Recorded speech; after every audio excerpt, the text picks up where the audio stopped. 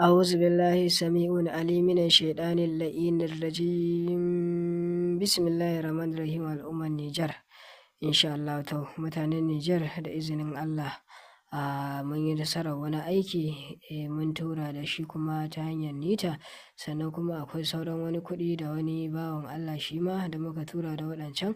insha Allah sannan ya turo da kuɗin turarensa shi ma ga su nan za mu gabatar da aiki shi ma bayan mun gama kuma za mu tura masa ganita kamar da kuke gani a cikin wannan hoto na mai tara albarka da fatan muna lafiya number mu 081033048786 masha Allah ina kowanne mu fatan alkhairi domin samun cikakken tabbaci akan ingancin aikin mu na tasrifi insha Allah mutum ya turo da kuɗin turarensa ko mutum ya zo kudu maso gabas tsakanin kamar da Najeriya Sale ta sabuwar unguwa gida na 306 wannan shine cikakken adireshin mu insha Allah a koda yaushe ko a ina kake kowace ƙasa za mu gabatar maka da aiki mu tura maka ta akawun ko ta neta ko ta Western Union ko ta amana insha Allah duka dai duk inda kake bukata da izinin Allah kuma kowane kalan kuɗi da izinin Allah kake bukata za mu gabatar maka da aikin sa insha Allah ko kai da kanka ko mu yi maka duk ɗaya ne a wajen mu da izinin Allah insha Allah